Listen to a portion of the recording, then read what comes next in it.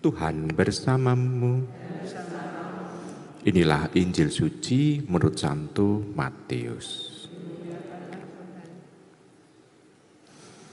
Sekali peristiwa, Yesus berkata kepada murid-muridnya, "Berbahagialah matamu karena telah melihat. Berbahagialah telingamu karena telah mendengar. Sebab aku berkata kepadamu, banyak nabi dan orang benar ingin melihat apa yang kamu lihat, tetapi tidak melihatnya. Dan ingin mendengar apa yang kamu dengar, tetapi tidak mendengarnya." Demikianlah sabda Tuhan.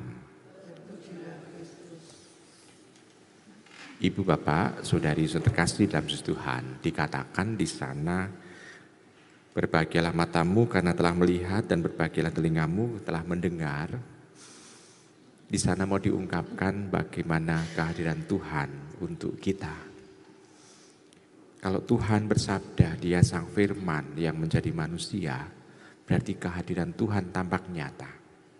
Para nabi dan orang-orang besar dalam perjanjian lama tidak pernah mendengarkan suara langsung dari Allah.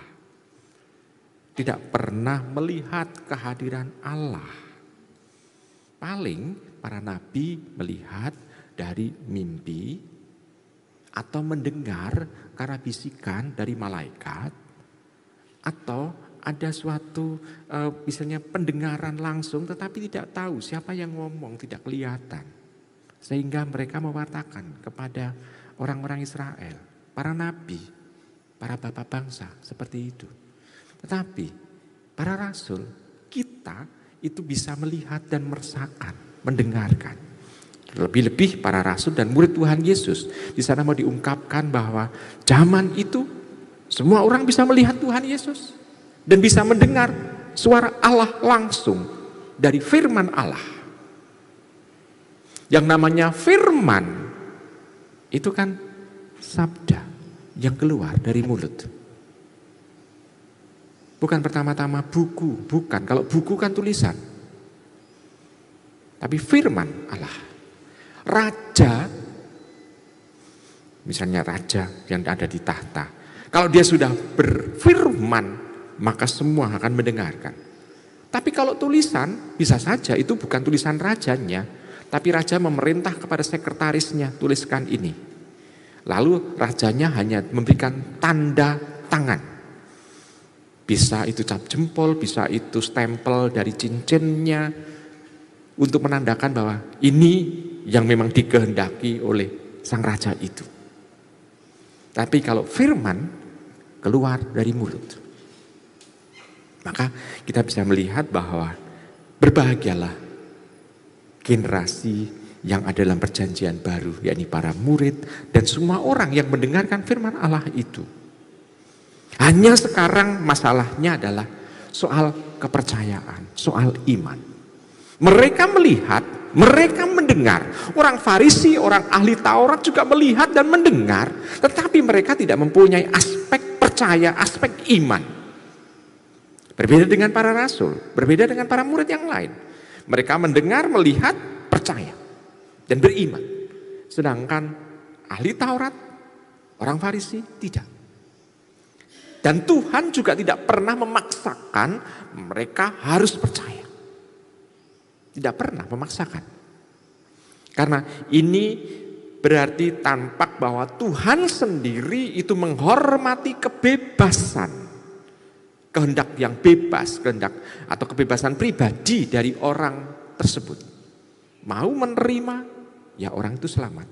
Kalau tidak, ya kita tunggu. Apakah hidupnya baik, sesuai enggak? Ibu, Bapak, Saudari, Saudara terkasih dalam Tuhan. Ini makna dari bacaan Injil ini. Kalau sekarang kita hubungkan sekarang dengan peringatan dari hari ini, yakni Yoakim dan Ana. Kita bisa melihat bahwa nama Yoakim dan Ana tidak pernah ditulis dalam kitab suci. Baik perjanjian baru maupun perjanjian lama tidak ada. Justru perjanjian lama yang ditulis dalam perjanjian baru ada nama yakni Yohanes Pembaptis. Tetapi tidak ditulis Yoakim dan Ana. Yoakim dan Ana sama sekali tidak pernah melihat Yesus.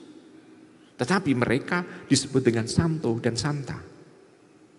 Tidak pernah melihat Tuhan Yesus. Tuhan Yesus belum lahir. Tetapi disebut santa dan santo. Santo Yoakim, santa Ana. Nama ini itu mulai berkembang sejak abad kedua. Mereka mulai menelusur, menelisik. Dan ditemukan nama Yoakim dan Ana.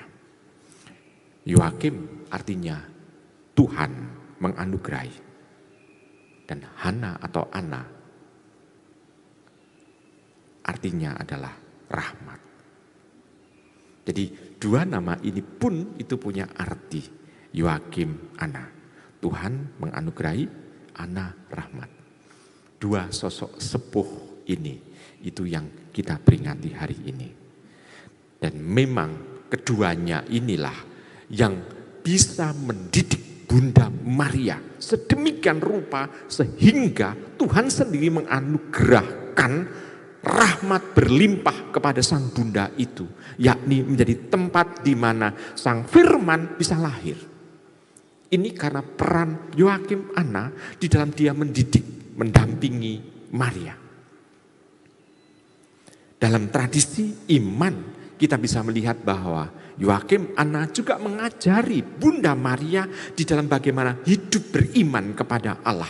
Memperkenalkan Allah kepada Maria.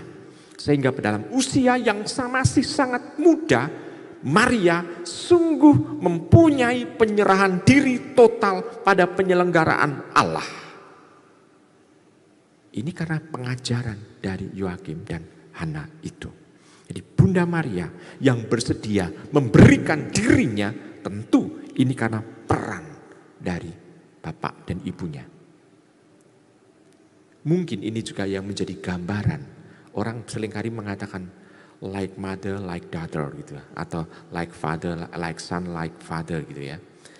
Di sana kita bisa melihat bahwa anak itu seringkali menjadi potret dari orang tua. Maka kalau anaknya yang seperti itu, potret orang tuanya seperti itu juga. Orang seringkali mengatakan seperti itu. Nah kalau sekarang tantangannya bagaimana? Ibu bapak tantangannya adalah begini. Kadangkala orang mengatakan dengan kata mutiara, buah jatuh tidak jauh dari pohonnya. Kalau sekarang, kalau tentang buah dan pohon, saya bisa menjawab. Sekarang pohonnya hidup di mana? Tempat lahan yang subur atau tempat mana?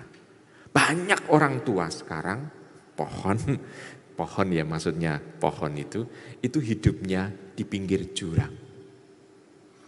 Pohonnya bagus, buahnya juga enak. Tapi pada saat dia berbuah, buahnya tidak jatuh di tanah di dekat pohon itu. Tetapi jatuh ke jurang. Karena apa? Orang tuanya hidup di pinggir jurang. Maka kita bisa melihat orang tua yang bijaksana bukan orang tua yang mengkondisikan hidupnya ini di tempat yang membahayakan bagi yang lain. Tapi harus tempat yang menyuburkan.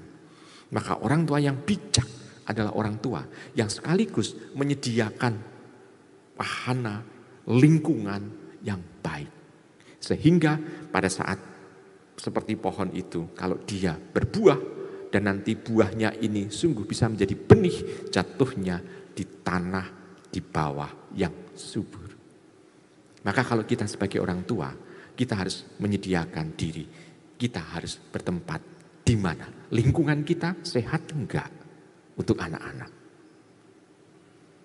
Kadang-kala kita mengatakan, oh lingkungan kami sehat. Tetapi yang di rumah sehat enggak? Karena musuh kita ada orang tua keempat. Orang tua pertama bapak, orang tua kedua ibu, orang tua ketiga adalah TV, orang tua keempat adalah HP.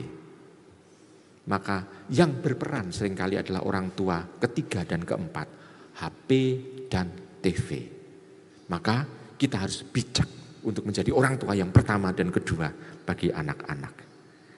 Nah, Yoakim, Ana memberikan istilahnya itu inspirasi bagi diri kita bagaimana mendidik anak menjadi seperti Bunda Maria. Saya percaya dan saya yakin bahwa ibu bapak mampu untuk itu. Karena ibu bapak mengatakan dalam hati, syukur anak saya sudah gede. Tidak lagi punya anak yang kecil lagi gitu ya.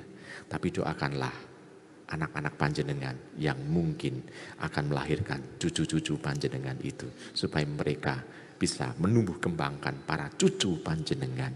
Supaya bisa bertumbuh berkembang seperti Bunda Maria. Amin.